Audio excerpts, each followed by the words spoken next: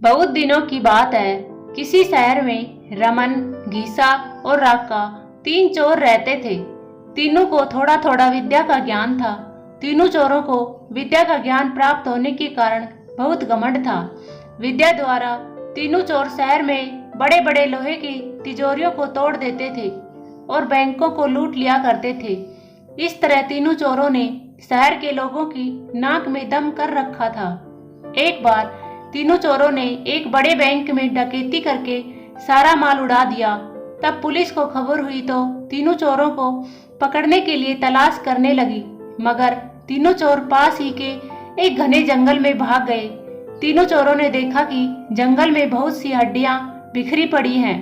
रमन ने अनुमान लगाकर कहा कि ये तो किसी शेर की हड्डियां हैं। मैं चाहूं तो सभी हड्डियों को अपनी विद्या के ज्ञान द्वारा जोड़ सकता हूँ। घीसा को भी विद्या का घमंड था, सो वह बोला, अगर ये शेर की हड्डियां हैं तो मैं इनको अपनी विद्या द्वारा शेर की खाल तैयार करके उसमें डाल सकता हूँ।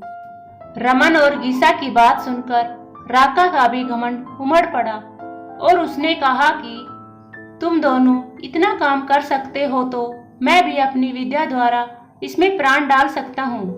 तीनों चोर अपनी विद्या का प्रयोग करने लगे। कुछ देर बाद रमन ने सारी हड्डियों को जोड़ दिया और घीसा ने शेर की हूबहू जान डाल दी। थोड़ी देर में तीनों चोरों के सामने एक जीवित भयानक शेर को देखकर थर थर कांपने लगे, मगर शेर के पेट में तो एक भी दाना नहीं था। वह भूखा था। वह भूख के मारे गरजता हुआ तीनों चोरों पर हमला कर बैठा और मारकर खा गया।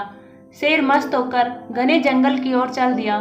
तो दोस्तों, इस कहानी से हमें यह शिक्षा मिलती है कि कभी घमंड नहीं करना चाहिए। घमंडी को हमेशा दुख का ही सामना करना पड़ता है। यदि तीनों चोर अपनी विद्या का घमंड नहीं करते तो उन्हें जान से हाथ न धोना पड़ता।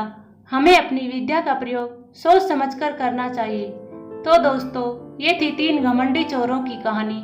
आपको ये कहानी कैसी लगी कमेंट में जरूर बताना और चैनल पर नए हो तो सब्सक्राइब जरूर करना। धन्यवाद दोस्तों।